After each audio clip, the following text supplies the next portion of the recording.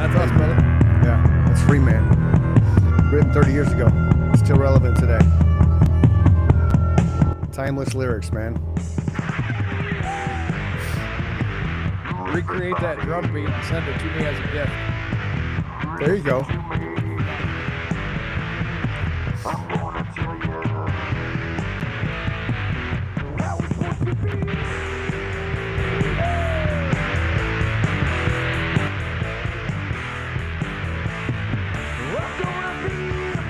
What's up there, boys and girls?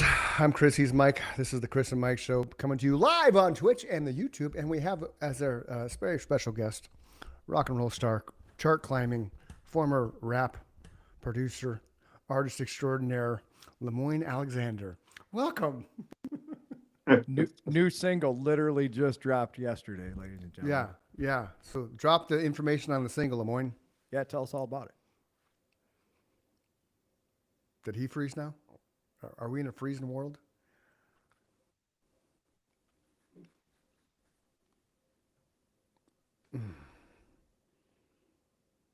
Can you still hear us, 'Cause I Lemoyne? can't. What is up with the internet gods today? This is that cable splice in the Pacific Ocean deal messing with us. It's got to be. Oh, he can still hear the music. What the hell? See, I have nothing that tells me to shut the can't. music off. I can't hear the music. Yeah. Is it still okay? What about now? Can you hear the music now, Lemoyne? Is it done? Yeah, I can hear you. Dude, what the hell is There going we on go. with this internet today? I So could weird. tell you were still jamming out. Him and I couldn't hear the music anymore. I said, I think he can still hear the music. Yeah. There's something weird going on. Mike alluded to it that there was a internet cable in the ocean was severed, some kind of fiber. So, all kinds of crazy shit's going on today, apparently. You can hear us now, though, right? Yeah, I can hear you guys. All right, cool. Yeah. So what I had asked you before you couldn't hear me was let's talk about the single, drop the knowledge, so people that are joining us that may not know you, even though you're the most watched episode we have on our YouTube channel. Talk about the single, where they can find it, what's coming up for you in the next month or so as far as shows and stuff like that's concerned. Then we'll just dive into a conversation like always. Sure. The next single, well, actually, it just dropped like 24 hours ago. It's called Claustrophobia. Right. And like so it. far, it's doing really well. Yeah. And everybody likes it. I'm excited about it. And it's one of those songs that personal, like like Insecurity. Yep. And I have shows coming up scheduled. The first one is New Year's. I'm going to be in Chicago on New Year's Eve performing. It's going to be like a party. I mean, I'm going to be giving away merchandise, like stuff like this here. Yep. My microphones. Oh, right on. Awesome. Yeah. And lots of posters and free stuff that you get when you come to my show. It's going to be more like a party than a concert, because we're going to have fun that night. And then I have some scheduled shows in January, February, going into 2026 is going to be really busy for me. Cool. You coming to Arizona? Yes, absolutely. Good. I have family Good. out Let me know when there, you're- and I can't wait to get there.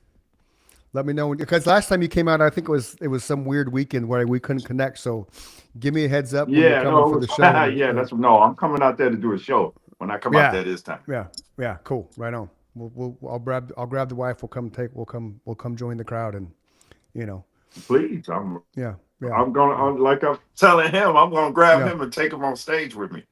There you go. Yeah, I'm in Arizona, so Nikki's got this thing about New Year's Eve. Whatever we do on New Year's Eve is what you do for the rest of the year, which is why I've never played a show on New Year's Eve, because she wants to be doing me on New Year's Eve instead of me standing in front of a crowd singing. So I've respected that for 31 years. So I gotta honor that, because I don't have a wife to respect yet, so. So, wow. But yeah, we're down. So where can they find your single? The single's everywhere. We're talking Spotify, Apple, Deezer, Anywhere you can get your music from, Amazon, it's everywhere. Okay, cool. You know, I would appreciate if you guys, everybody, Mm-hmm. could go listen to it and leave a comment about it and tell me what you think of it. Absolutely. Wherever. Absolutely. That's why I There it try is, and spot. share I all was your trying- stuff. yeah. That's super Yeah. important, ladies and gentlemen. You people that are listening, it costs you nothing to hit that share button. That's zero. It's and Nothing. it helps out Yeah. so much because if you share, your friends share, then their friends share. That's the idea. Yep. Yeah, and here's that is the Lemoyne's, and here's Lemoyne's excuse me, Spotify page. So that's what we're talking about. Insecurity is the one that he came out originally. Yeah. There's Claustrophobia. There's a new one. Yes, So- that's the new one. All you got to do is listen to it and then give it a thumbs up. And then while you're there, just listen to all these other things, all these other songs. Because while you're there, you might as well just enjoy the moment with, Yeah, because Insecurity Yes. is a banger too, and it did Uh-huh. super well on many different platforms, right? Yes, it is. It's everywhere. As a matter of fact, it's still going strong. Yeah, Yeah. I, Oh, song. yeah. I see people sharing that all over the place, especially on Yep. TikTok. You have an incredible following on TikTok. Oh But yeah, that's They're the rampant. thing, man. yeah. It's like this. The Started thing. off That's where- really well with TikTok. Yeah, that's good because that's like supposed to be the thing now. Everybody's on TikTok. They're getting off of the Facebook and the Instagrams, and Yeah, I just at least haven't that's where they ventured- go to. But oh, it's funny, dude. I'm going to show you this. This can crack you up, Lemoyne. So check this out because I like this. We've learned how to screen share since we first talked to you. So we scare shit. We scare shit. We screen share when we're talking to our guests because we want to promote you, right? Look at the second thing that comes up when I typed Right. in your name on Google, man. Oh yeah, 2 days ago. Happy birthday. Yeah, but think, Yeah, but think yeah, about yeah, that. yeah, yeah. That's the I second saw thing that that. pops up. I saw that. That just cracks me up, though. My- Of all the That's things, so cool. of all the things Yeah. that Lemoyne Alexander would pop up, the second thing that pops up is me wishing you happy birthday. So you Yeah, gotta love thank that. you. gotta I love- appreciate you're that, You're too. welcome, man. So, but yeah, so I want to get. There's your main stuff. There's the overview. If you just type in Lemoyne Alexander on Google, you're gonna come to his stuff right here. You got his official artist page for Instagram. You got the Spotify link we talked about. You can go watch his videos on YouTube. Subscribe to his channel. You can write comments on that as well. Yeah. There's his actual website, Isotope Records Artists. Is that how I said it? Isotopia? Isotopia. Isotope? Yeah, Isotopia? that Okay. was Okay. a great label I was on with the last two albums. The new Okay. album is with Symphonic and Wicked now. Okay. Okay. Cool. Look, there I still come up. That's crazy. That's Yeah, there you are. But what? That's just crazy shit right there. And Yeah, there's the it is. claustrophobia little clip, their new single. So be sure to check that out. There's his albums, right? Yes. Yep. When's you gonna drop the entire new album? What these songs are on? The When's that album dropping? is scheduled I think scheduled for March. Okay. Cool. The whole entire album. I think you're going to really, really enjoy it too, because it's great songs like Yeah. Insecurity and Claustrophobia. Yeah. I like the format you were going to release it on too. That little guitar that you had. Yeah, I'm Yeah. going to do that. Format. You still doing that's that? gonna be cool. That's Yeah. be really cool, We're still doing it. I want one of those Yeah, for sure. that's That was a awesome. great, unique way to release an album. Absolutely. I love that Absolutely. picture. That's Yeah. badass. Yeah, that's your Facebook cover page, Lemoyne. Yes, I was looking at it. I'm enjoying this. Yeah. Do you do these or do you have someone do these for you? My record company and my management team does all of this. Nice. They do a Right on, dude. fantastic job. I love them They turning do you into an fantastic. animated character. It's so cool. Mhm. Yes, I thought it was crazy at first, but it really worked, and the fans liked Yeah. it. So Uh-huh. we went with it. We stayed with Yeah. it. Yeah, well, I'm a No, it's- fan. I like it. So Yeah. Yeah. It's cool. And I like the fact that you got all the stuff. You got the guitars, you got the keyboards, you got the drums back there. Because if people don't know, he plays all the instruments. Like he could put his own band together in his own house, in his basement, in his studio, and come out the next day with an entire full song where he's played every single instrument on the album. in addition to being the engineer, the producer, Right. the Same mixer thing. Yeah. guy, Yeah. yeah, that's so cool, man. Yeah. So see, You guys there's are him. making me blush here. Yeah, but see, there's him, the Insecurity artwork. Look, that's him on all different levels of music, right? That's all of him. Yep. That's him. That's all his alter egos. He's a schizophrenic musician. He plays everything. Yeah, actually, you're right. Oh, there's an old picture of you on the stage, man. That's a cool one. Yeah, I saw. That was last year. Right on, dude. Where's that at? That was in California. Okay. Man, that's cool. Big stage. Yeah. Yeah. Yeah, there's I a like lot of black and people. I think. I like black and white, man. Black and Me white too. pictures are so cool. Oh yeah. That's cool too. I like that. Yep. They got this little Stevie Ray Vaughan hat vibe going on. Love it. Yeah, I dig that was dude. Perfect World. Okay. We Cool. We were shooting at a warehouse. I think we were. Oh, when we shot right on. this one. That's cool. Cool background, man. Oh, there you go. Perfect world. You Yeah, nailed Perfect it. World. 310. Nailed it. I like Nailed the it. title. Yeah. Yeah, it was difficult making that album, but I'm glad I got through it though. Right on. Is that a studio shot or are you sitting on a bus? That's on a bus I when thought we so. was doing a lot of shows, and particularly this one was, if I'm not mistaken, a festival in Chicago. Oh, right on. Yeah, Very cool. I'm gonna do all that again next year. Right on, brother.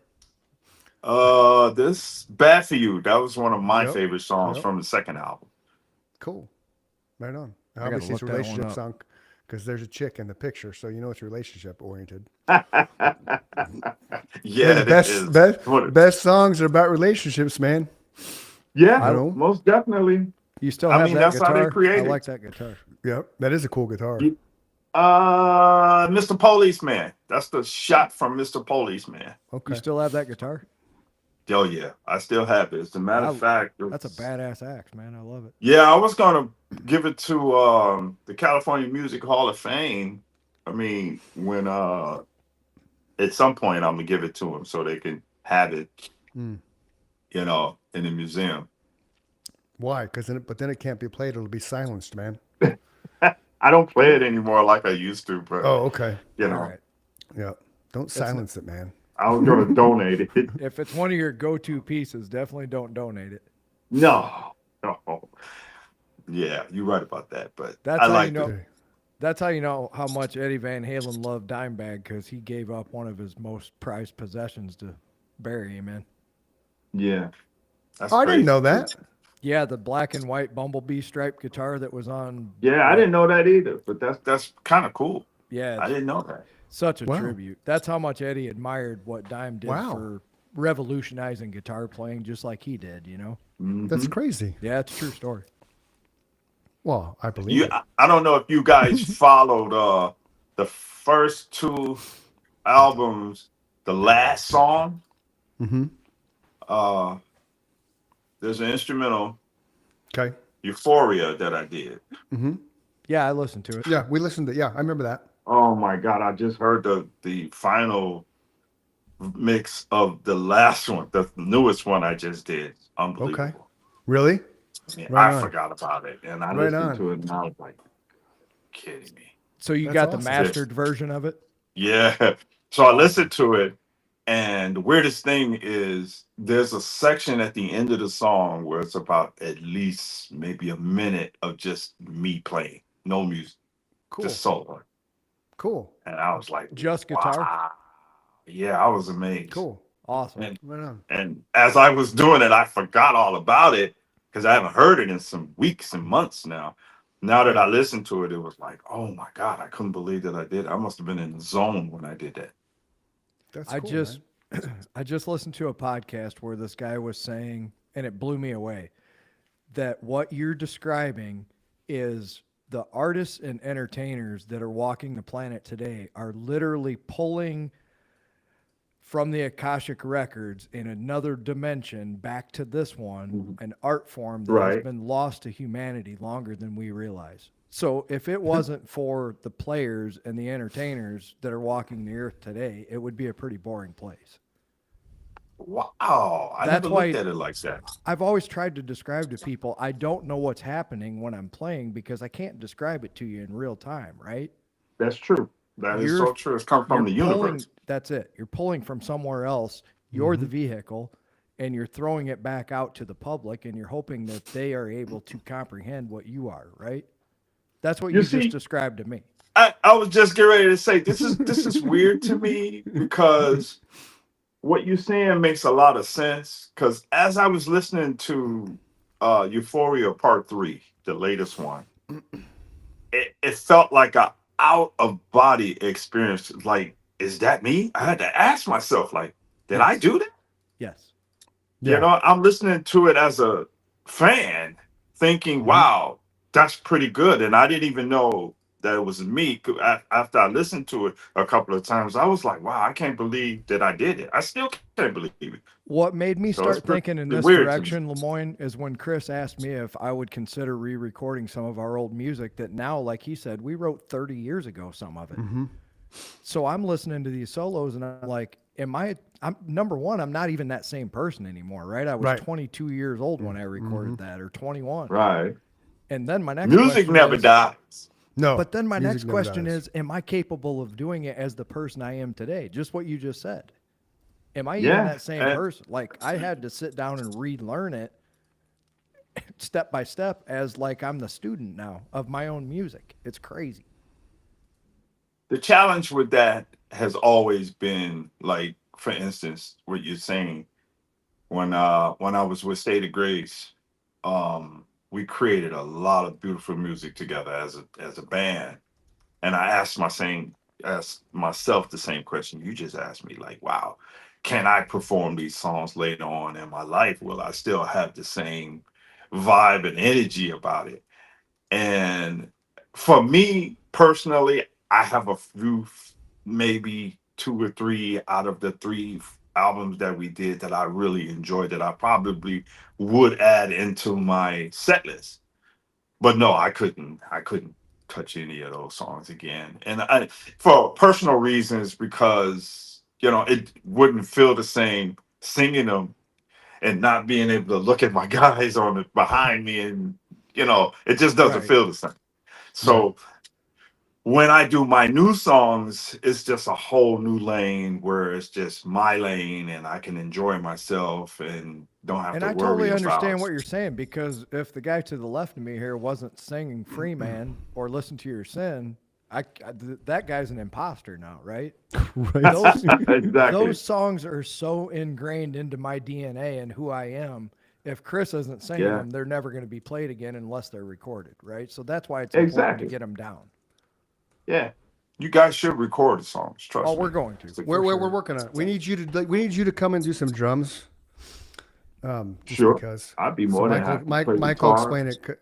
Michael explain it. Mike's got the guitar. I got the vocals. We got William Richard Carr the fourth that does the bass. We need somebody to fill in the gap that Scott left when he decided to, take his own Whatever you life. guys need from me, I'm there. You tell When me you hear when, and these- it'll get done. When you hear these beats, it'll make sense because he Yeah. was a very unique drummer.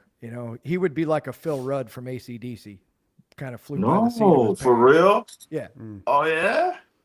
Yeah, well, Real Freeman, cool. the intro song to the show. That's us as a band. So that drums. Wow, that I didn't drum- know. That's that why I drum- was like, yeah. man, I really like that song. Yeah, That's a great yeah. song. So That's that's us. Yeah, that's a song called "Free Man." That's Yeah. we wrote a long time ago, but it's lyrically it's still relevant, man. Like if I could grab the lyrics readily available and read them, you'd be like, "Fuck, that's totally relevant." Listen to Your Sins, totally relevant. Just because I like how that. I wrote, yeah, it was.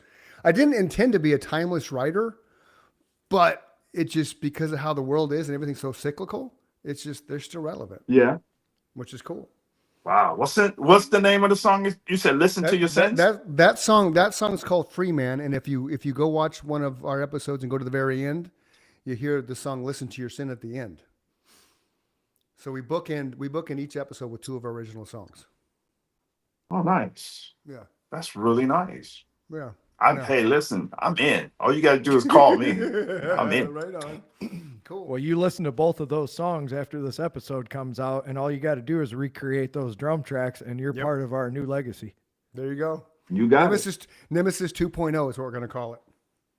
Okay, cool. I'm in. I'm in all the way. We would appreciate it, especially coming from somebody who knows how to make drums sound like somebody played them.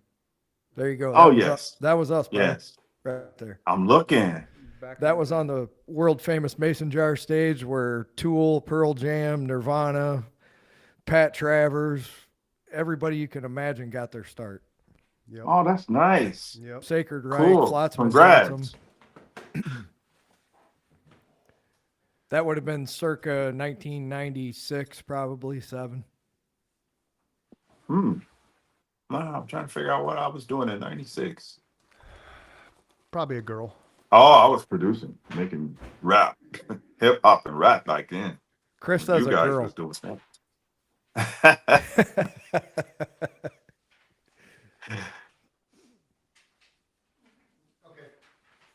All right, you ready? This is Freeman Lemoyne. Here's your lyric. Everybody, listen to me. I'm going to tell you how it's supposed to be. Wait, that's Okay. not. No, this is Freeman. Is that what Freeman starts with, Mike? Yeah. Okay. You just have a very angry voice. You're saying I it do, very I do, I nicely, do. and it's not, Yeah. it's like everybody. I was like, because it doesn't feel right. It's like, everybody, no. Listen to me. I'm going to tell you how it's supposed to be. I'm going to be a free man. I'm going to fight until the end. I'm going to find the answers here. I'm going to make it all quite clear. In this world today, we all get betrayed. Like a brother of mine, he's got a brainless mind. I'm going to choose the road I take. I'm going to choose the road to escape. I'm going to fly with the heavens above. I'm going to be the chosen one. People tell me how to live my life, and preachers tell me about the afterlife. I'm going to make it if I can. I'm going to beat down the man. I'm going to fly with the eagles above. I'm going to be with the lonesome dove. I'm going to ask the questions here. Why every motherfucker got to disappear? I say, yeah. I say yeah part. Listen, children, to my mind, I am a victim of senseless crime. I'm going to tell you about the afterlife. I'm going to tell you about what happened last night. I'm going to tell you about my insanity. And then it ends. In your face, rock and roll. Just, And let's see if I dated this or not. But there's some very profound Yeah, statements yeah. within April. that Yeah, set of great lyrics. lyrics. April 1996. I like the lyrics. The lyrics are nice. Do you have the lyrics to Listen to Your Sin there? Thumbs up, guy. I believe so. Hold on. So Listen to Your Sin is written from a third person perspective that I didn't know. I thought that Chris had some serious trips under his belt, right? Mushrooms, acid. It's written in the third person from somebody, meaning himself, who has never done it, describing it exactly to my experience, what I had being a person who's done it several times, right? Right. I didn't know that till we started this podcast, and him and I started talking about our lyrics that became our songs. And he's like, no, man, I've never done it in my life. I just, went to a space in my head and I wrote it from a third person perspective. You wrote the lyrics? Chris did. Oh, Chris did. Okay. He's never had that experience. But if you've been a person, I've never tripped on acid, dude, but I wrote a song that when Mike heard it, it equates to tripping on acid. Man, now I know I want to hear it. So that's the song that you're going to hear at the end of the podcast. Okay. We put Free Man at the beginning, which he just read you the lyrics, and I put Listen to Your Sin at the end of the podcast. Those were two of my favorite songs to play live because you could see people really thinking about what he was saying at the time. Okay. Another one of my favorites And that I this- would like to recreate is a song called Vision. He literally saw his own death at 30 years old. Then Really? ended up having a heart attack in real life at the same age. True that. How crazy is that? And he told me is about this when we wrote the song. He's like, it's a vision that I'm having of my death on my 30th birthday. And it got to the point where it was so creepy, Lemoyne. I was like, you got to stop telling me that fucking story because it's So here's see the seriousness in his eyes. Yeah. So here's, I can't find Listen to Your Sin yet, but here's vision. I had a dream the other night. It took me on a weary flight. It took me down into my soul and showed me the place where I'll go. Took a journey. I found you there. I saw my equal in my stare. I got to find the reason why. I got a vision. I got a vision. Yeah. I got a vision controlling me. I got a vision. I got a vision. Yeah. I got a vision of agony. 3 stages of my life. First was when 2 cars collide. Second one, under the sun in a pool of water. I'm the chosen one. Third time was dying time. On that tablet, on that line, because everyone is under the sun. They're going to dig that I'm the only one. The reason why. I got to find the reason why. I got a vision. Yeah, I got a vision. Yeah, I got a vision controlling me. I got a vision. Yeah, I got a vision. Yeah, I got a vision. Agony. I got a There's your vision. I got a vision. I got a vision controlling me. I stepped outside. I like it. Thank you. I stepped outside inside my mind. I saw the echoes of my crimes because the Iron Dog is on the way. I got to find the reason why to stay. So all of those were, it was the whole backstory. Like Mike said, is I started having these dreams and I was really into lucid dreaming at the time. So I started learning how to control my dreams. So the first part, I saw these two cars collide. So when I first had that dream, you wake up freaking, oh shit. And then instead of freaking out, I kind of looked back into the cars and I was hunched over one of the steering wheels dead. So then freaked out, then I would tell myself, dream again, dream again. So this is actually a true story then. It was a whole dream sequence. So Wow. I saw the vehicles crash, and then the next thing when I got past that in the dream, the next level of the dream was like I turned, and I was sitting at the edge of a swimming pool. All it was a giant pool, like a giant massive pool, and a Right. field all around. So I walked up to the pool, took the step on the first step, looked into the water. There was a body. I reached and rolled over. It was me, bloated. I'm like, oh fuck, woke up, right? Right. So went through the phases of the dream again, got to the body, rolled it over. Instead of freaking out, I pulled it to the step, and then when I turned, I was in another spot. That spot I was in all I can equate it to is like New York or Chicago, where you have the street lines with newspaper. Remember newspaper stands? You put Yeah, I remember them. So just a whole street row of them, and I'm walking by them, and every one of them said 3/4/2000, which was my 30th birthday. Wow. So that's where it equated to me. Okay. So then I went and did tarot card reading, which Nikki fucking hated because she's all against that shit. And when I asked the question in your head, if you've done tarot cards, you don't ask them the question, you think of the question while they're shuffling. So my question was I gonna die when I was 30? First fucking card laid down was the Reaper. Boom. I'm like, oh fuck. And then the guy's reading them. He's like, what'd you ask? And I was like, I don't want to tell you, man. He's like, well, what I'm seeing is there's a life change or something's going to happen that's going to, just be like, not devastating, but something's going to happen when you turn 30 that's going to completely change the trajectory of the trajectory of your life. And I'm like, okay, well, I asked if I was going to be dead when I was 30. He's like, at some level you're going to be. And shit you not, Memorial Day weekend in my 30th year, I had like crazy heart palpitations. It ended up being an AFib with rapid ventricular rate, but they put this drug in me called Cardizem, which is supposed to reignite your normal arrhythmia. And they only put half of it in, and I started having a reaction. So next morning, he's like, if I would have pushed all that, you wouldn't be here. We'd be in the basement not having a conversation. I'm like, oh. So there you go. How crazy is that? And the reason why I'm having a hard time finding crazy. Listen to Your Sin is these are all my lyrics. There's tons and tons of lyrics, man. Yeah, I think I told you the first time you were on here, the reason that he got the job was we literally met at a Candlebox concert. So I knew he could sing because he was singing with the band while they were playing, and the power went out for about 15 minutes during that. That's one of our set lists. Yeah, I see. Wow. So the power went out for like 15 minutes, and the moment the power went out, their singer obviously got distracted and quit singing, but my new singer kept singing a cappella behind me. So I already knew the guy could sing. So I told my drummer at the time, we needed a singer. I said, I already know the guy can sing. This was in the early 90s where, there was no internet. So we met at a bar.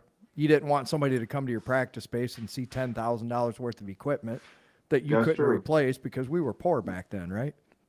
Yeah, I remember them days. Still poor, but anyway. As long as you got music, man, you rich, man. Always. He showed up to his first practice with the same basically suitcase full of lyrics that he's added to, many times over throughout the years, but he already probably had 100 songs written, maybe 130.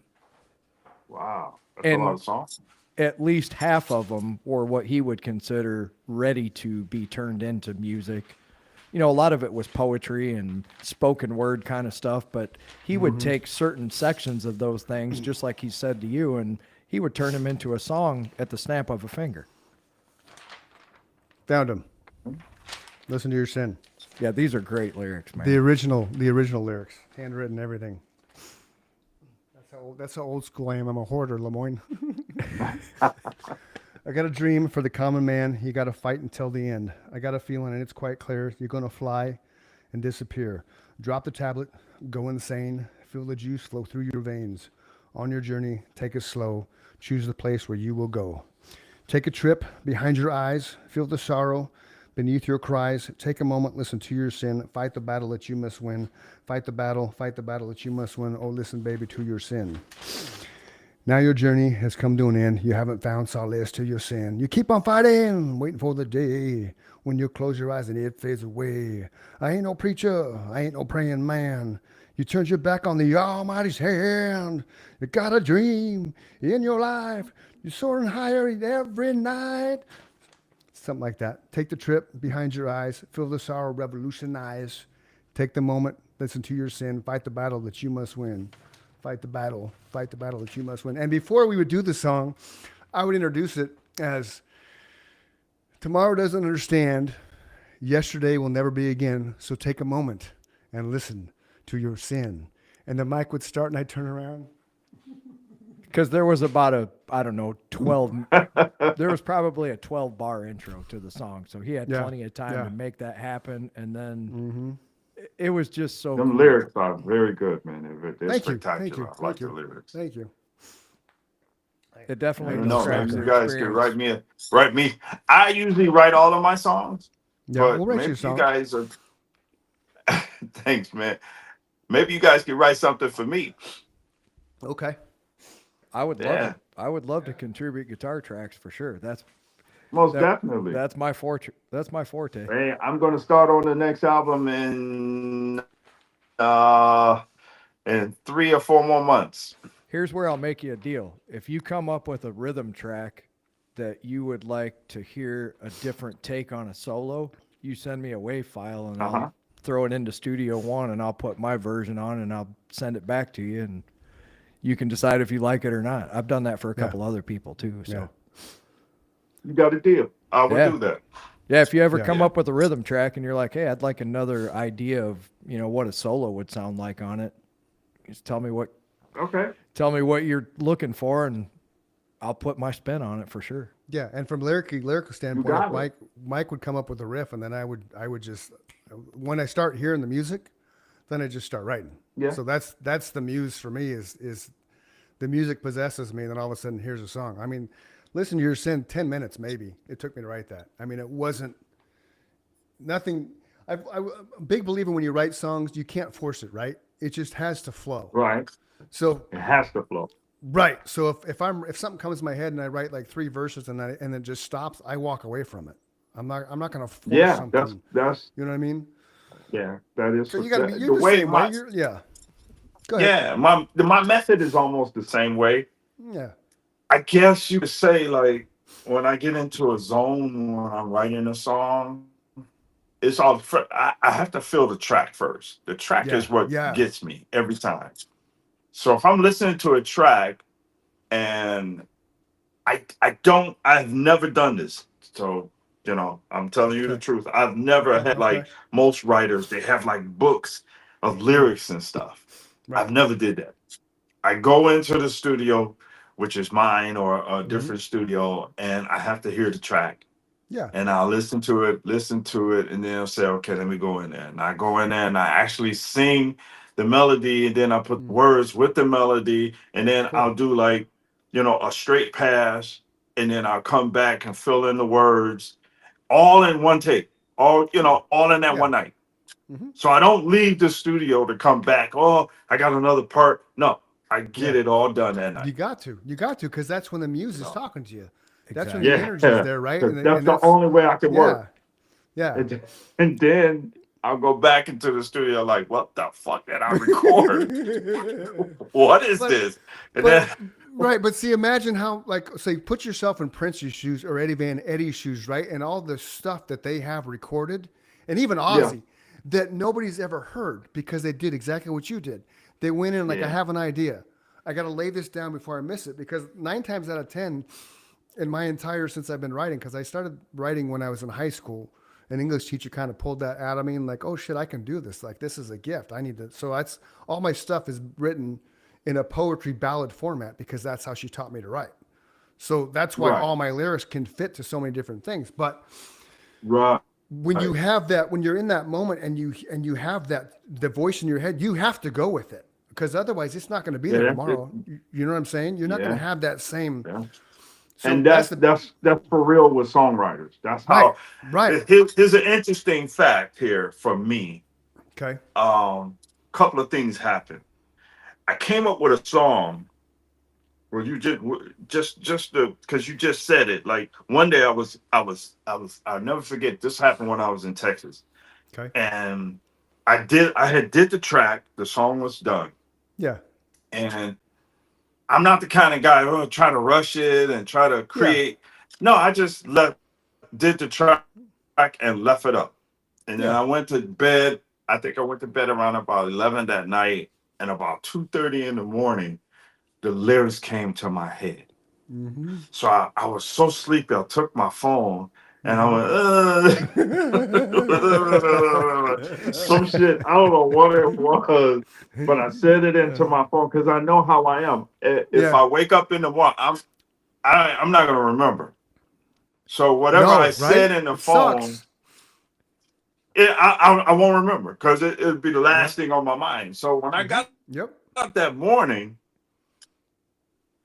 I said, "What the hell did I record?" So I hit the button, and it was, but I could hear the idea of what I was doing, Exactly. even though all that muttering was garble. But I was like, "Oh, I got it!" And I ran into the studio, and I turned the mic on, and I listened to it, and I recreated it and reproduced it into my mind and put it on the mic, and the rest is history. That I had a was full awesome. song with about 2 or 3 hours. That was the next question I was going to ask you, and you kind of just answered it. I know, Chris knows. Yeah. We just talked about it. How many times have you not been able to record something? And I've become mature enough as a musician to laugh at it and ask myself this question: what are the chances I'm going to remember this kick-ass idea tomorrow? Zero. Oh Yeah. man! Have Now- you to answer nowadays your you question? Nowadays, you just record it into your iPhone. But I'm talking Yeah. about like back in the day when you were. I was just getting ready to say You just there didn't was have some those- days. Oh my God, dude! Oh man, ideas I've that had were some lost. brilliant songs Oh yeah. that I was in crazy places Mm-hmm. at the most like unbelievable situations, and I had to stop and run in a back. I'll never forget. I was out. I ran into a bathroom or some restaurant, and I wrote everything on a piece of tissue before cell phones. You remember that? Oh, You yeah. write that. I wrote it down, and I kept the melody in my head so much that I couldn't pay attention to what everybody else was doing. And what's wrong with you? And I'm like, I got the song in my head, and I hurried back, went back to the studio, and I cut it. I Can't cut lose it because Yep, I yep. there was no cell phone or nothing. Right. Yeah, you see, just you exactly. just write shit and you use Yes. white So out you know what I'm everything. talking about. Yeah. man. Oh yeah. I had plenty. Yeah. Oh my I God! got Plenty of coffee times when I yeah. was writing shit on toilet I got- paper and everything, man. Yep. It's Yep. crazy. Ripped pages, fucking stains of food and crap, you know. Like probably eating a taco. Oh, my- that's a I great had idea. some- See, and Yeah. that was the sad part about being a guitar player is if you didn't have a cassette player that you could record handy next to you, you were just jamming and you're like, I got to either remember that I either have to play it enough to where I can't forget it or it's going Yep. to be lost because there were a lot of Yeah. years I didn't have access to be able to record things. And then unfortunately, I lost a bunch of years of my recordings because when I moved back here, long story short, a bunch of my stuff got left behind, so I had to start over. All I had left Yeah. was, a few things that Chris had and whatever was left in my head. Luckily, a lot of those songs we played so many times, you're never going to Yeah. forget them. Yeah. Well, that Yeah. we had back in the day. We lost Lemoyne. Uh-oh. I think he hit the Sorry. wrong button. Oh, there you go. And back in the day, I actually Sorry about there was that. this- no, you're That's all good. So back in the day, I actually bought a camcorder from this place called Service Merchandise because you could lay away it, and I used to bring that to practice and set it up in the corner, and we would record our practice for the sole purpose of being able to capture what we were just rehearsing. because you can, as a musician, you know, so much stuff is created by improving. Oh yeah. And we were lucky to have the camcorder for sure. That was like a way of Yeah. I And back- remember I did this when I was breaking into the industry as a rap producer. Yeah. And my kid's mom was like, you know what you need to do? You need to like, because there was no way to remember anything. So Mm-mm. she No. volunteered me to get a camcorder. And I was like, you know what, you're right. So I went and bought a camcorder, Yeah. and they are the most hardest things to work with because you gotta plug it up, then you gotta buy all the little cassettes and tapes and Yep. and then, Yep. You got to plug it into then the you got to TV. rewind it back so you won't erase Right. nothing. So Right. I used to go to New York a lot, and I did a lot of big records back then when I was producing rap and hip hop. And Yeah. we would have the tape machine running, because there's no like, erase and go back and none of that like you do with cell Sure. phones or Mhm. you that's a one take, period. So, Yeah. and I ran through a lot of my sessions on the camcorder. And then, Mm. I do all of that for like the whole trip and then come back home and I gotta look at it on the tape. There's no way to transfer it. You gotta go someplace to transfer it. Right. It was Right. just a big mess to do all of that. Yep. It was like, but I still got And then it's you- amazing because I still got cassettes of Right. all of that stuff. And one day Oh, yeah. I'm going to transfer all that to see all that stuff that I did back in the day, though. Yep. Yep. And then you have to take the That's cords fun. and plug them into the VCR and then hit Yeah, record you know on the exactly what I'm VCR. talking about. Right. So then Oh the my God, VCR those would days record was everything on the horrific. tape Well, while I- you're watching it on the TV. It's I crazy. remember before every show, you would have to give somebody like a 15-minute tutorial on how to run a camcorder because and Chris kept saying, and I need you to pay attention because you don't understand. You hit one wrong button and you're going to screw it up and then I can't see it and I'm going to Yeah. be pissed, right? Yep. And that would Yeah, happen a couple that's true. times. Yep. Yep. And that's happened multiple because I didn't go back and look at it. I'd hit the record button and erase, have little sections, Right. be like, what is this? Yep. I You know, Yep. old days, man. The Old good days. Now, I'm going to tell you something.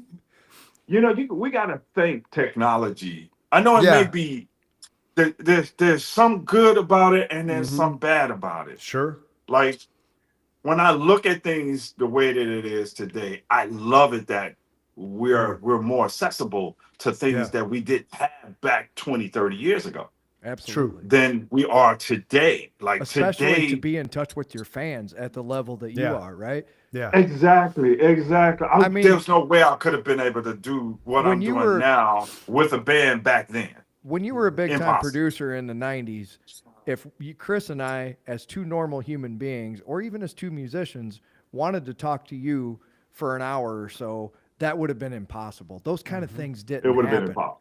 because you would have been Exactly. inaccessible to somebody at our level, and we wouldn't have been running in the same circles anyway. But now Yeah. we're talking to you about the level of success you achieved in the 90s, and now the new career that you've developed in the internet age as a rock guitarist and a producer and a songwriter in your own right in that world. It's just, I agree with you. I think technology, you have to look at the positive, especially for artists. Yeah. Yeah. Now the downside to it is, for me, it's how do I explain this? It's less creative. You can't do all the things that's more, organic because it's so crazy the way the music business is, the way that to actually be involved, because you can actually make a song on your phone now. You couldn't do that in the 90s. Right.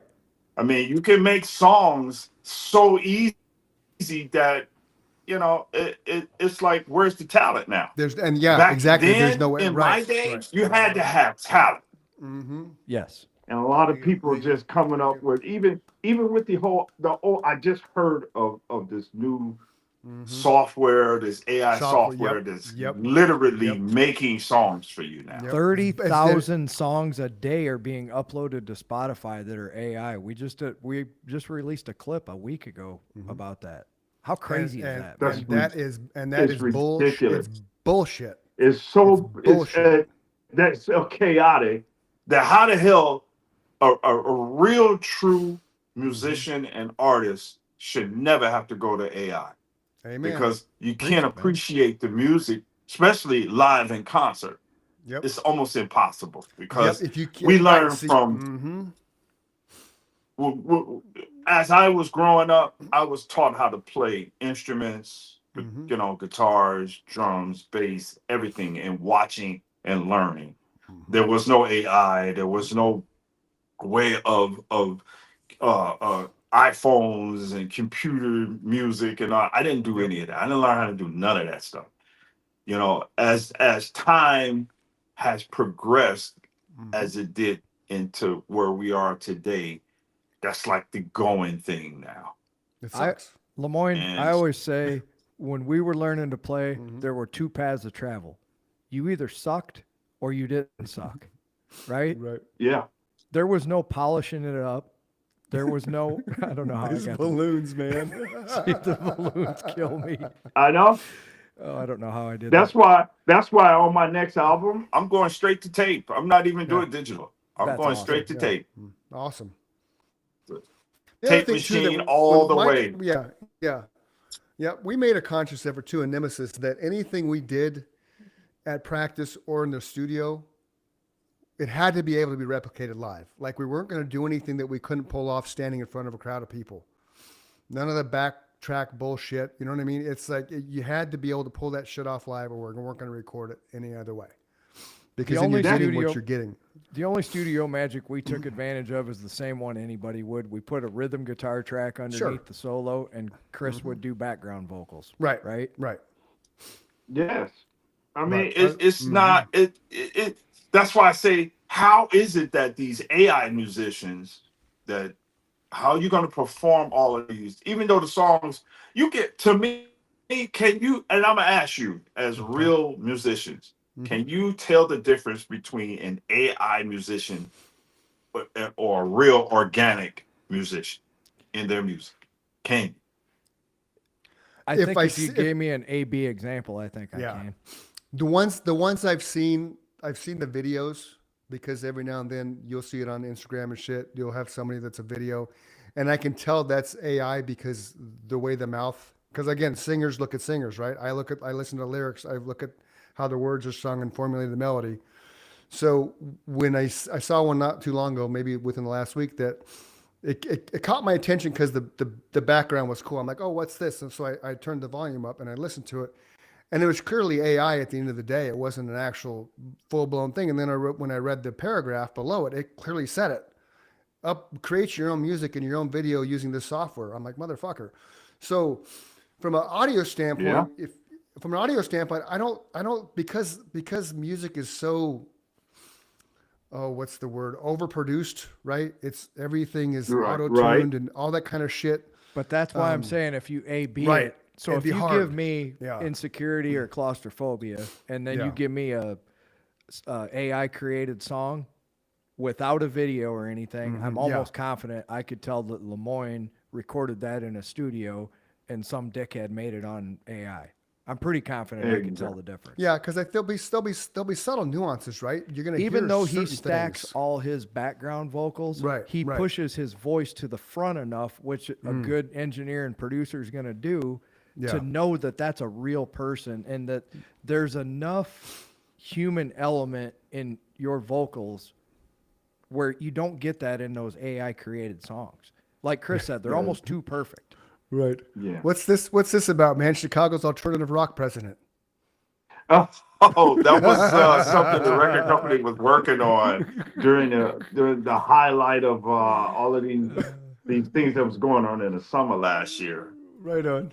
That's cool. And it was, I don't know how they came up with that, but that was brilliant, though. Yeah. It was Oh, kinda nice. cool. Yeah. See, that's the power of Facebook, man. I can deep dive into your music career. We were shooting a clip from my documentary. Okay. When's that come out? That's actually in 2026. We're Okay, still nice. working on it. What's it called? Trust No One? No, it's called I don't know. They got it. They still working on a name for it right now. Okay. Okay. That's a cool picture But right there. Oh yeah, that's one of my favorite pictures. In Yeah, fact, see, I I'm think into I'm into I'm into visuals, man. I like Oh yeah, absolutely. I love abstract art. I love that kind of dark colors and things like that. Me I too. love black and white. She's very happy. Yeah, we were definitely all about not going up there and looking like your dad and your brother decided to start a band in the basement. You know, Right. Who's this guy? I don't know. This is a lot of stuff I don't even know. I Okay, just see okay. stuff and be like, Yeah. wow. Yeah. There's I like the logo of this, how you did the colors and the that's cool. Yeah, my I dig management that. and I came up with this idea. I dig that a lot because I'm Me all too. about. I mean, it's not obviously geared towards Red, kids, white, but and I blue. like- That's the yeah, U.S. exactly. colors. Yeah, fucking A, brother. I love it's that. the reoccurring theme too. When you see that, you know it's you. Yep. Yeah, that's absolutely. That's so branding. important. Yep. Branding, Branding, absolutely, exactly. man. Yep. Oh, I thought I got to the end almost there. I was like, oh. Lemoyne jamming, and this is the Chicago one you said, or California? This California. is No, California. this is California. Yeah. That's awesome. Oh my God, I had a great time with these guys. It's fantastic. See, you gotta love it, man. Who's that? That's Dave Serini. It's a guy that I did Okay. he's a jazz guitarist that I did Okay. his last two albums, and he turned out to be one of my best friends. Oh, he, right on. he showed Oh, up cool. at the Hall of Fame event too. He was Okay. there. Oh, A cool. jazz As a matter guitarist of fact, holding if up I'm Jackson. looking, he signed his name on one of the guitars too. Yeah. Well, this one's got all kinds of signatures on it. Yeah, mine's somewhere in there, I think. Yeah, in the middle. Okay. Cool. Yeah. Right there. Yes. Yeah. See how I pulled your name out without even knowing it. See that? Because we're here. We're sinking, Lemoyne. That's right. Yeah, we are. See, dude, you make me want to be on stage again. You gotta stop. Me too. Yeah, man, that was fun. That was a brilliant night. I was surrounded by nothing but artists that I grew up listening to, and that was a great feeling.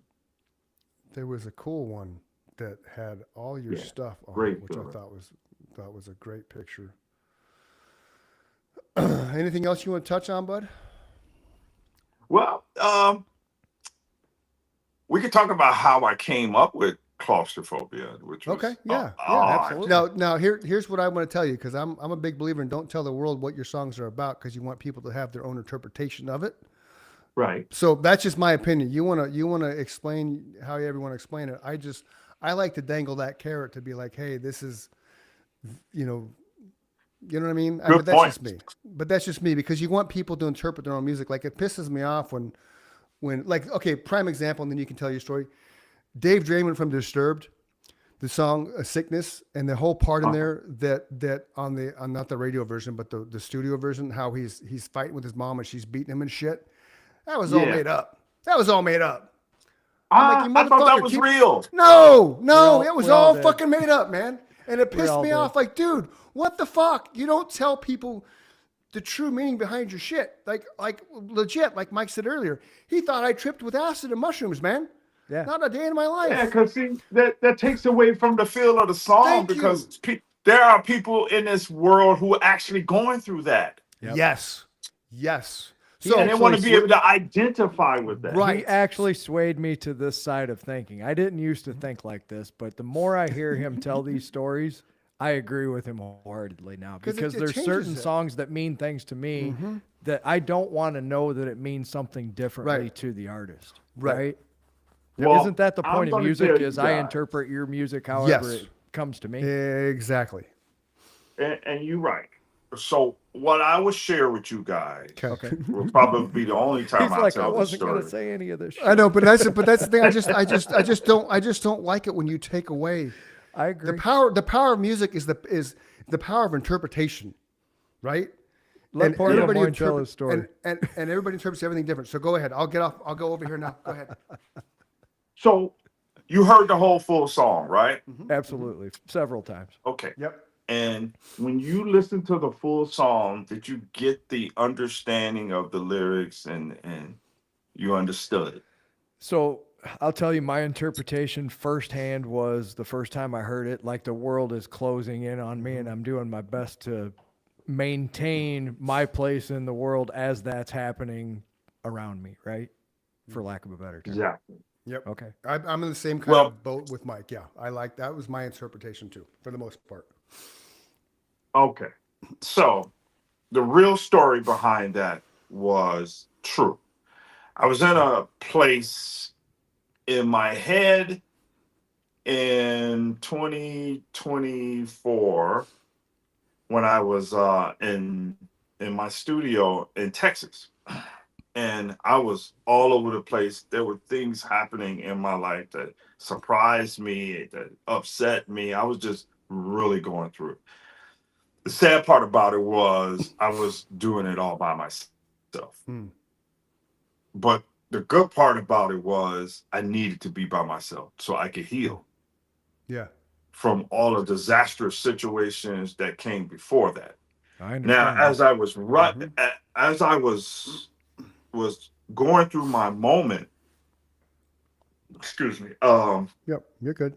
my manager called me and was he and I were talking on the phone, and I was not in a good place. I was very disappointed. I was upset, and he was like, the last thing I needed to hear was him telling me, just write a song about it. Write a song about it. I was so angry at him for saying it. Like, seriously, you want me to write a? I'm about to crash and burn. All the walls was caving in on me, and my mindset was different. I was hungry. All kinds of shit was going on that I was not used to. Now you want me And to the relive only it thing every this 3 man can minutes say and to 30 me- seconds. Exactly. The only thing this man can say to me is write a song about it. So I was so angry at him for saying it. I got off the phone. I didn't want to hear no more. And I surrounded myself with all this optimistic, and Yeah. viewpoints of everything that I was experiencing at that moment. And I sat down on the couch and I said, you know what? Maybe he's right. Fuck it. Let me go ahead and write a song about it. So I took all that negative energy, all the energy that I had that started the song off was negative. By the time I got to the finishing part of it, it became positive.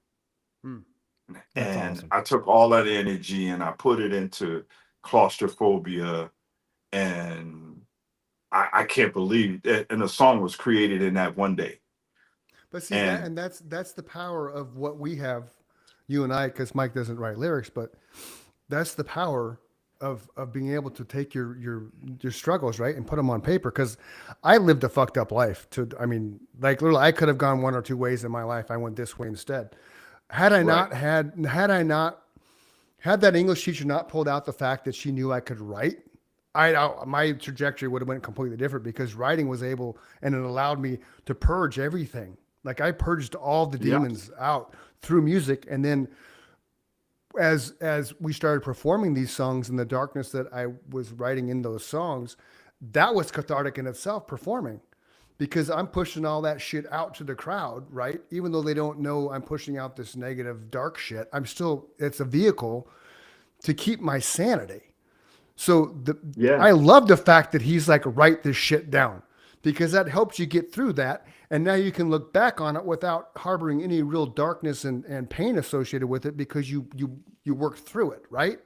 But I'm gonna ask you this: Okay. when someone says something like that to you, and you are in a different zone and a different, your mindset is different. That's the furthest and the last thing on your mind. Yeah, agreed. You're trying to fix every fucked up situation in your life. You're For trying sure. to change your attitude and your personality. Mhm. The last thing you want to do is write a song about it. True, Right? true. But it is Right. the best time to do it. It is, because it's top of Exactly. mind. It's top of mind, and all the feelings are there, and the emotions are there, and the And words when he just told flow. me, the killing part about it was when he told me, I was very angry, and when I sat down and thought about it. I gave it some thought. Like about an hour later, I said, maybe he's right. Let me go in and see what I can create from all of this energy that I Yeah. have. Yeah. And the music came about first. Dun dun dun dun. That just because if you can hear the music, it just sounds angry. It Yeah. sounds energetic. Yeah. So I took that energy and from what I was going through, I didn't even write none of this down. I just went in there and sang it. Yeah. Then the words got a little weird, so I just started making the words kind of like rhyme together. But Yeah. basically, what you're hearing is all of that energy coming out Yeah. of me. And then towards the by the time we got to the second verse, that's when I started saying, okay, I can't project this kind of energy. I have to be more positive, even though I'm going through something. And it helped me to understand that this could be a therapeutic song for not just me, but for other Yeah. people as well. Absolutely. It's like man. insecurity. Yep. So when I got finished with it, it took me almost like 8-9 hours. I finished the whole song. The song was done. And I sent it back. Here's what you asked me to write from my experience. He literally called me back and he cried on the phone. He was like amazingly shocked. And he was like, dude, you know, this is beautiful. We're going to turn this to a single. I said, a single? We already had a single, which was supposed to be Daydreaming. And he heard Claustrophobia. He was like, he fell in love with it. The man cried. This is a Nice. full-grown man who cried from That's listening so to cool, the song. man. There you go. And I knew then, I was like, okay, I don't have anything else to say. And Right. to be honest with you, I really didn't like look at that song like that. Yeah. Well, You know, But see, that's the thing. But Hold that's what on. I'm saying. Okay, go ahead, Mike. Go ahead. I'm sorry, but you guys you're both good. said something that people need to listen to that are not artists. And Chris is right. I don't write lyrics. You know, if you want to know how I'm feeling, I'll play you a song and you'll know exactly how I feel. yeah, But exactly. you both said something that's very important to people who listen to music as therapy. It's the same therapy for the person that wrote the song, right? You guys both wrote it for a reason. For whatever reason, he decided to write Listen to Your Sin from the third person. He had a reason for writing that in his Exactly. subconscious somehow, right? Free Man was how he was feeling at the time. Yeah, Nothing Man was how I was feeling at the time. Correct. Right. yeah. And as you would not know, lyrics are like a testament.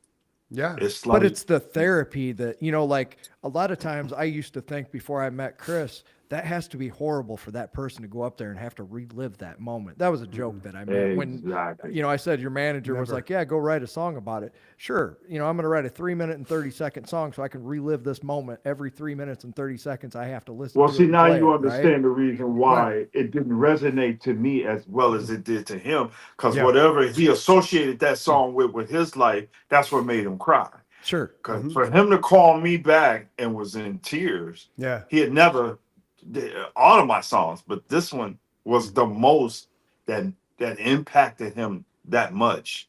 Right. Then And I backed off. I was like, wow. And I think real world lyrics, I think that keeps, because we played our songs thousands and thousands of times, right? And I never got tired of them because every time it was time for Listen to Your Sin or Nothing Man or Vision, whatever, I could step into that person. I could step into Vision Correct. because I know what Vision's about. Visions came from my soul and my memories and my dreams. So I are never that got character. tired. Right. So I never got tired of playing those songs because every time we played it, even though it may not have been new to the crowd, it wasn't new to us. I still could embed that person that wrote that song. And you know, So- that's another very powerful point, Chris. Music, and it makes music so much cooler, in my opinion, than movies because in the same night, you guys get to step into a new character and a new song every 3, 5, 10, however long the song is. The next time that new melody starts, you're like, okay, now I'm this guy, right? Yep. Now I'm this moment in Right. time. That is true. It's like a A character. movie takes 2 hours. Yep. You know, that character takes 2 hours to develop. Your guys' characters within a song, you might be telling a lifetime's worth of stories literally in 3 minutes, 4 minutes, 5 minutes. then That is true. you're in onto that next character. That vision popped in my head as he was talking Nice. about that. Yeah. You're literally stepping into that character every time that new song starts. Yep. Yeah, That's that why. is so That's why true. to me, writing songs like we talked about earlier, we're not Van Halen, right? Van Halen writes the songs about partying, drinking, having sex with women. It's just I couldn't get behind that kind of music every single show. I couldn't because Right. to me It wasn't our thing. We always Right, say there's nothing yeah. wrong with that, but No. Chris said it just on the last show. That had been done before, Mm-hmm. right? So why would we want to try to recreate what they've already been successful at? It's not that we didn't Exactly. like I it. We don't. None of loved my it. songs are like that. No, None of that's the mine. thing, and that's why Insecurities resonates with people. That's why Claustrophobia is going to resonate with people because they're connecting it. They you know, it's like kind of we talked about. We had a guy on the show called Dave Nudo. His name is Dave Nudo. Fantastic musician. Like he's got a song called "The Lord of the Devil," which just why this guy's not top of the charts, Lemoyne, is beyond me. But it's that thing you have the ability to touch somebody's life just from the title, just the word of a song, the title of a song, or just how it feels. But it's going to open the door, right? Right. So the titles of your songs open that door, and once that door's open and the listener steps in, then it's game over, man. They either love it or hate it, and you know we want everybody to love your stuff, and you know because that's why we do it. Right. So that's power music, man. Absolutely. That's all I got. I became a fan, right? He's going to do a Costanza. I'm out. I became a fan for the same reason because both of those songs spoke to me for the same reason Chris said. I've been in those periods of my life where I immediately, you know, with insecurity, everybody has their own insecurities. I mean, how could you not have nailed that? Yeah. And the message behind your single you dropped yesterday with Claustrophobia, I don't know a human being other than maybe somebody who was a trust fund kid that never had to have, and they have their own pressures, right? I don't know a human Yeah. being that didn't have some kind of period in their life where they felt like the walls were closing in and you have a fork in the road, like Chris said with his horrible upbringing. When he Yeah. became an adult, he literally had two decisions to make. He could have blamed that on the rest of his life for being an Yep. asshole and not Yep. succeeding, or he could have said, okay, I'm going to do things differently. And he chose option B, thankfully. Yes. Thank God for that. But that's what I get out. I That's mean- what I get out of that song is Yeah. I went through that period too, where I easily could have went down the path to destruction, right? The walls And are here's closing. Yeah. and this resonated with me last time we were on the show, and I didn't bring it up. I'm gonna bring it up now, though. The insecurity concept, right? The song and all that kind of stuff. Here's somebody I'm talking about you, Lemoyne, who has produced and been with and helped probably sell, you know, I don't even know, millions and millions of records with everybody you've touched in your career, right? Right. And you're writing a song called Insecurity. I know. You know what I'm saying? That is you're very the- ironic. and- It's right, ironic. it's totally ironic because you're the last person in the world I would think would be insecure. But the beautiful thing about you is you're humble as a motherfucker. Yes. So even though Yeah. you got this shit in the background, these gold albums, platinum albums, and all this stuff you shared with in the first show, at the end of the day, you're a normal human being like we are, and you're humble and you're grateful and you're gracious for what you are allowed to do on this planet, and you embrace it. And that shows in your music, man. It shows with the feeling behind it and the emotion behind it and how you're driven with it. It's just, that's why Mike and agree. I were both like, we need to get him back on the show, because you're just a super cool human, man. And regardless Yeah. of where our lives take us, I love the fact that I can just text you, hey man, you know, it's just, you're You know, cool like that, you know? There's let me tell you something, guys. Yep. When I was doing all of the high end big Mm-hmm. records and all of that stuff, I was not happy. I Yeah. was never happy. It was money. It was all about survival. You were making money. Yeah, You had to pay your survival. bills. Survival. Good word, good Yeah. choice. And Yeah. I just played along with the whole thing because it was mostly, honestly, about 90% bullshit and 10% music. Yeah. Right. And I learned that this is what the music business was, and I didn't want no part of it anymore. That Yeah. makes I got me to the happy point to where- hear that from somebody who was there because Yeah. we can say that all day long and everybody can call us white boys. You don't know nothing about the rap game. You bold, you know, whatever. Here's how you were somebody who was there. You had your ear to the ground. You were producing the records. You were dealing with the artists, and you just heard it, ladies and gentlemen. He Yeah, says most of it was that was bullshit. A lot of it his was bunch made up. bullshit. And I think a lot of Yeah. I think a lot of music is bullshit when it comes down to it, because the image is such a huge part, Yeah. especially back then. Like, you know, like people like Vanilla Ice and Eminem, right? For them to Yeah. get into the rap world, Vanilla Ice made his shit up. Remember all that stuff that went down? It was all bullshit. Oh yeah. Because all bullshit. right, But, because but don't otherwise get it that- twisted. He's Right. not the only one. no, right. There's Oh, I a know. lot Oh, yeah. of people we Oh, would yeah. not expect do Oh, the yeah. same thing. Well, it's like my wife always thought Kid Rock came from a trailer, like he was trailer Yeah. trash. And then something happened on Facebook a few years back, and it showed his house he grew up in. I'm like, hey babe, this is where Kid Rock grew up. She was pissed. She's like, that's not a trailer. I'm like, no, he's a trust fund baby out of Detroit. But the way his persona is, I'm a good old blue collar motherfucking rock, and I'm gonna drink my ass off, smoke some weed, and party. But he needed that in order to sell his records and He become. did a who great is. job of developing He an did image for sure. He did. So did Vanilla Ice. He did. So did, He did. So did right. So did, and Eminem. I mean, I'm not huge in the rap. We've talked about that, and there's a handful of songs I like from Eminem. But had he not gone through what he gone through, and if he didn't have the kind of background that he established for the world to see, would he be as successful as he is? I mean, you're a rap producer, would he? Lemoyne? Let me tell you something about Eminem. Eminem Okay. to me is a true artist. Okay. True artist. Yeah. And what I respect about him is he respects his craft more so Yes. than the element of the bullshit that surrounds it. I could see And that. I've seen that's- firsthand what kind of real artist he really is. That I was in Lansing when he was developing his shit Okay. in Detroit. Okay. So I wasn't that far from him. Right. And I met some of his entourage at the time Cool. when I was producing. But, and me and my son talked about this a lot. For his birthday, I took him to a surprise concert that Eminem when in his early days when he was Okay. just getting started. And I was telling Nice. everybody, this guy's going to be big. Watch this guy. This guy is going to be awesome. And I took my Yeah. son for his birthday to see Eminem at a closed off daytime concert nobody knew about. Right on. And my son became he didn't even know who he was until Yeah. he saw the show. He's still a fan till this day. That's cool. And That's I really bumped cool, yeah. into him, Eminem, a couple of times way before he became the guy that he is today. Sure. And same thing with a lot of people that I know on a firsthand basis, like Common Yeah. and a lot of these guys were just like normal guys. They're all normal guys until they reach a peak in their career where they become invincible. Yeah. And we look at them like more than what they are. Yeah.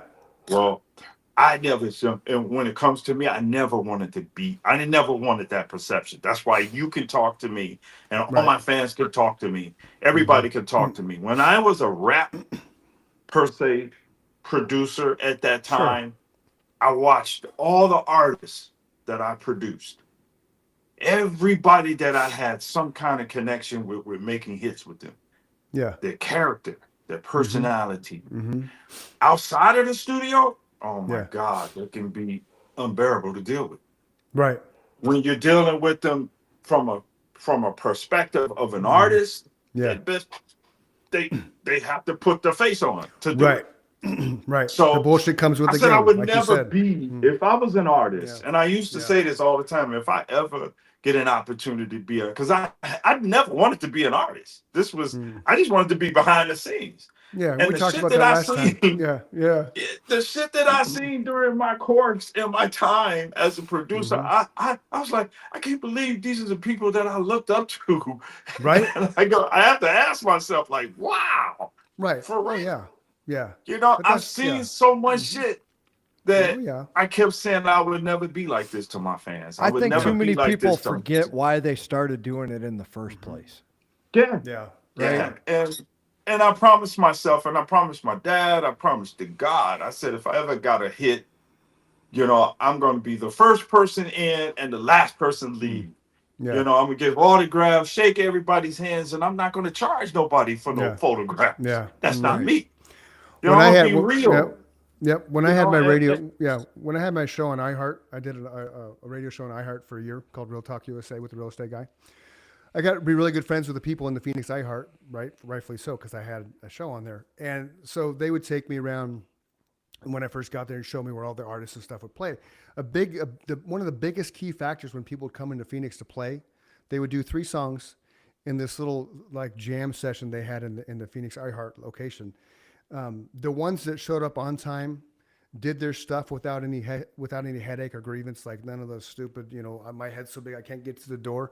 Those artists went on to make millions and millions and millions of dollars and sell records and play airplay like galore. Those that fucked with them, those that showed up 10, 15 minutes late, refused to go on until they got their seltzer water or until this was done or until that was done, they squashed them like a bug. Yeah. And because they squashed them like a bug, their entire career fizzled out because if iHeart wasn't going to play you, you were fucked. Oh yeah. You pretty So the much one- exactly. Right. So he would tell me, Steve, the guy that was behind my show, would tell me there were certain bands would come in there. They would stand at the front door of the iHeart studio for 3 hours after their 3-song performance and sign autographs and take pictures without complaining, without bitching, without moaning. And those artists that have done that, they're still out there today and they're still charting and making music and touring. Exactly. Because You know what I'm talking about. right, because why are we here as musicians? Because of the fan base and the people Exactly. that It takes fans. right. You So have to have fans, right. and you That's have it. to be good to your fans. That's Exactly. it. They love you. They love you for Yes. a reason. Right. Yeah. You know, they're not Yeah. gonna love you for not making music. They love No. you because you supply them with what they need. You supply them the soundtrack of their life. And if they want to tell, that's great. If they want to tell you that, why would you be an ass to them? Right. You know, right. The right answer is thank you. That means a lot to Yes. me. I'm glad that my I say song this touched your all soul. the time. I know you do. I read all see- your comments, man. You're Yep, one of I the do too. coolest, most gracious Yep, artists yep. out there. Yep. Which is yeah, why And I then make people a habit of sharing your I'll stuff. never forget. I had a girl. I was dating this one girl, and she said to me, she said, "Why are you so, accessible?" right. And I said, "What do you mean? You're you're not like the typical artists that are out." Mhm. And I said, "No, I don't want to be like that. Mm-mm. You got it where people." She told me, she said, "Your people can call you." And I'm like, "Yes, they can get on the phone from my Facebook number or whatever. You can reach me and talk to me." And I thought about it when she told me that. I was like, "No, I like being accessible." You know what I like always people say, to- and I think you're the same way. What? As much as I like playing music, I like talking about it just as Mhm. much. So why would I not be accessible to talk about any kind of music with anybody ever? It's Yeah. one of my favorite things to do, and obviously it's one of all of our favorite things to do. Or the three of us wouldn't be Yeah. sitting here. That's why Well, you're I'm so supposed to- accessible. In other people's eyes, I'm supposed to be this, hardcore guy. Don't want to Mhm. talk to nobody. Stay Mhm. away from me, and I and accomplished charge this. people for photos, and Mhm. that's just not me. That's Nope. And it No. shouldn't be. It shouldn't be. I get if you get to a certain level, like claustrophobia is going to blow up, and then all of a sudden you're not going to have your phone number out there because then whack-a-moles are going to call you, right? I had a little bit of that whack-a-mole shit when I was on the radio. People started following me back from when I left the studio and shit. It's like, okay, started getting weird messages and shit. So you gotta kind of dial stuff back because then you start invading that personal life, which I get, right? But I think there's a line that you can still maintain accessibility without being a dick. right. And there's certain artists that have achieved that and some that can't. I mean, people like Bieber, who's constantly berated 24/7. I can see why he's got to push everybody back and leave him alone. Because if he stops for a minute, all of a sudden he's there for 5 hours. So I get some of it, but at the same time, you still have to be gracious and remember where you came from. I'm like I said, I'm going to be the first person Yeah. there and the Yep. last one to leave. I that's love my awesome, man. fans. If I'm on stage for 2-3 hours, whatever, I'm gonna spend the next hours with my fans before I go home. I'm not jumping in no car and drive off. And you got all these people. Right. Here's a story. I don't know if I ever told you this story. Okay. There's a particular artist, a friend of mine had me go on the bus with. Okay. This was during my rap days, producing rap, and he invited me on tour with this particular artist. I'm not gonna say his Yes. name, but Okay, that's cool. and I was on the bus with him. He had just broken his leg, so he still performed for the fans. And I thought that was remarkable because some people break their leg, they don't want to have nothing to do but heal. But he Right. was out there performing, he was doing his thing. So that was another reason that made me want to work with him. Yeah. Until we left the show, and when we left the show, we were going out of the theater and we were walking towards the parking lot to the bus. And there was a whole gang of fans there. And one particular fan was, oh my, she was in tears. She just wanted to meet him.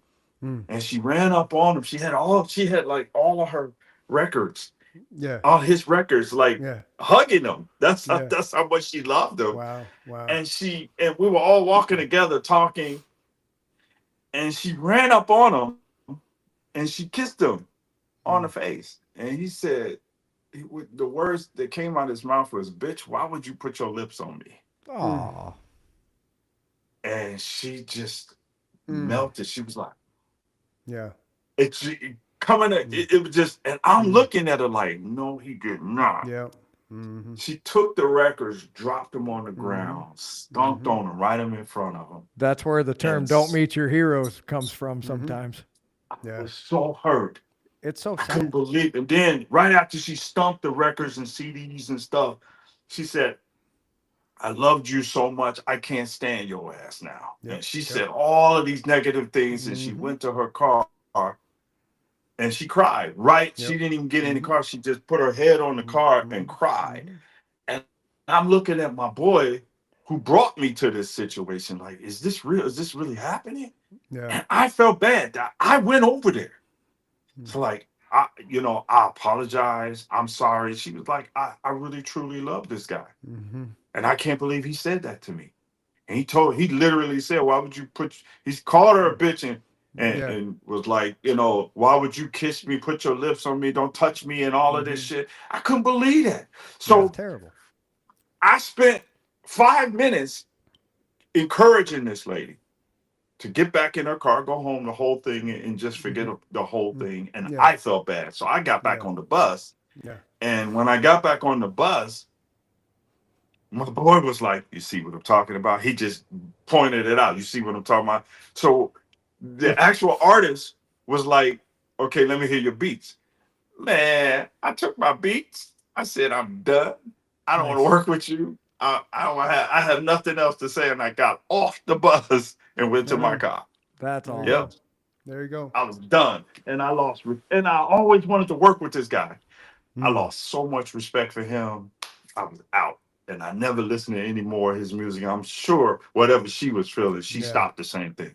Yeah. And that's so what artists yeah. don't realize is, like Chris said a second ago, sometimes that's that person's whole life. How many people have you met who are only, like he said, a Justin Bieber fan or a Tupac fan or an Elvis fan, or like that's their whole life. They love those people. They have their posters. They have all their albums. They go to all their concerts. They wear their merchandise, Then for you to act like they are a peasant and you're some kind of king. Man. Oh, guys, if you had been there and you saw that, your heart would have dropped. I can't accept I felt that from more. I felt so embarrassed being there with them I would have felt the same way for sure. Yeah. than I yeah. ever felt. Like, I got to get Yeah. out of here. This is Yeah. not cool for me. And Yeah. and nobody went to check on this girl. All security did. Everybody was just nobody. So That I sucks. ran over there. Like, no, I can't believe. And I'm Pat, are you okay? And I'm asking her, and I'm apologizing for his actions. Right. That's how bad I felt. I was like, I'm out of this. No more. Yeah. That was probably the beginning of me saying that I was done in, coming to the forefront of me because quitting. everybody's human, man. That's the thing. It doesn't. That now, if had he done the opposite thing with that, that would have been another version of a story that he probably would have continued. Then other people would have heard that story. You know what I mean? And it's you flip the coin. Yeah, It's- Lamar would be I'm telling sure- a 180 Right. degree different story. Right. He'd be It's- saying it's- this guy. Exactly. This have And a all the moment of- people that were there Mhm. was myself, the artist, the guy who brought me in security. Right. Right. See, then you would So- be naming the guy, and you would be Right. saying, "Hey, let me tell you what such Praising and him, such did. lifting him up. We had Yep. a minute and 45 seconds to get on the bus to make sure Yeah. we were on time for the next show, and this guy Right. literally stopped for 5 minutes and signed all this lady's. You know what I'm saying? Mhm. Yep. Then you would be telling literally a 180 Right. degree different story. Exactly. That's all it took was 5 minutes of his day. Yep. And he didn't even, after that situation happened with the first girl, she was the last girl because he walked away. There was other fans there. Oh, sure. He walked away from all of them to walk straight on the bus. Yep. Yep. And it comes back. People don't think that shit comes around. It comes around. You hear stories about, artists and musicians and actors and that are just pieces of shit, and it comes back to them and it burns them in the ass. And then you have people like Keanu Reeves. There's not a negative thing said about him. Why? Because he's a gracious human, respects He's a the fact that gracious he has the life that he has, and he knows the life he has is because everybody around him helped him create that life. I respect him more as a human being more than his craft. That's how much I Absolutely. respect Me too. Absolutely. There needs to be his more Keanu Reeves in our humanity world. speaks out more to me than Yep. his movies. Exactly. And that's agree with how I that want to more. be. That's why I'm the way that I am with my fans. Agreed. And I make music for my fans. Yep. My music is for therapy for everybody.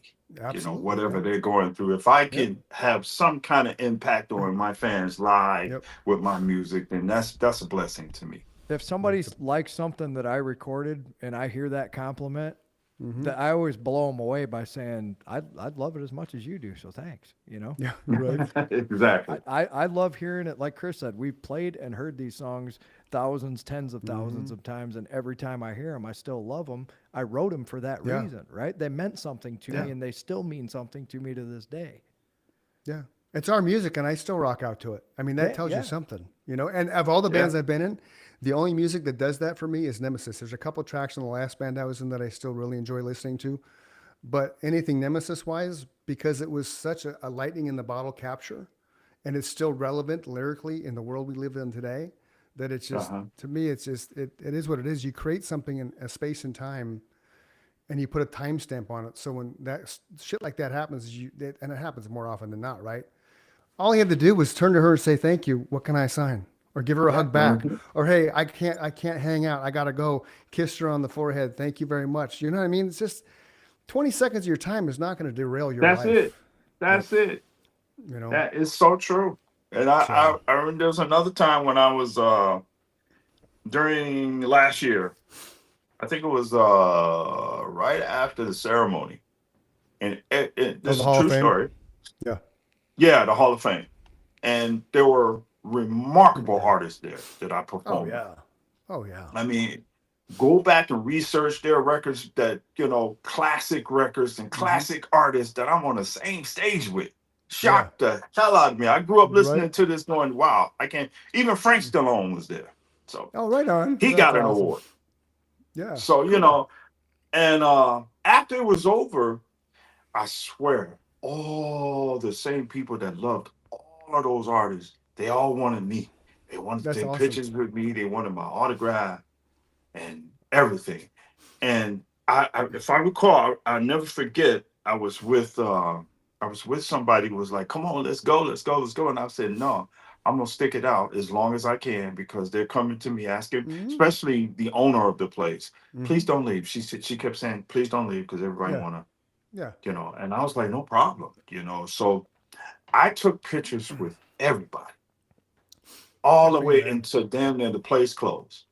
Yep. And it just made everybody feel good that I was there. When I saw most of the artists who haven't had hits out in a long time skate out of there.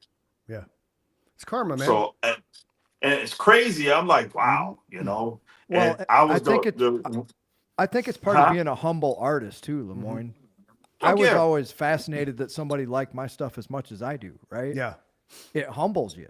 If you're in the right mindset, when somebody leaves you a social media message and they take the time to make a video of themselves with your song, which Right. people do by the thousands, ladies and gentlemen. They're it's almost hard to keep up with how many people Right. do this with his songs. Right. They do that because they know you as an artist and they feel close to you because you're humble, right? Yep. You can't fake Yeah. that. No, you just know. It's a, You can know. it's, You it's know. a tremendous, Yep. it's such a remarkable feeling to know Mm-hmm. the adulation you get and what people get from your Mm-hmm. music, what you contribute to their lives. Because you hit it right earlier. Yeah. You said The I soundtrack create of the music life. for the soundtrack of their lives. Well, Yep.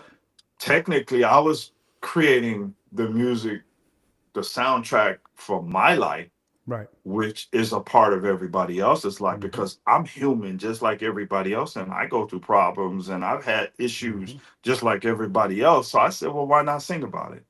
Yep. You know, whatever I'm going through, I'm sure somebody else is going through the Which same is what thing. makes music the true magic on this planet, because what we've been talking about over and over again in this podcast, a repeating theme, is you both write lyrics that mean something to you that end up meaning something to maybe, let's say, 25 million other people 12 million other ways, right? Yeah. Because Yeah. a lot of people are going to interpret it the way you did, the way I did, but you're going to have a handful of people who are going to interpret it in ways you would have never even have imagined.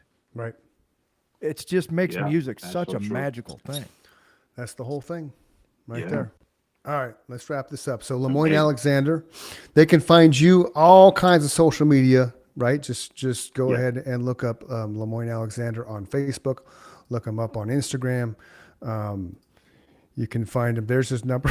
So it's it's so because it's an Arizona-based number. Tucson, is that where you're Yeah. from?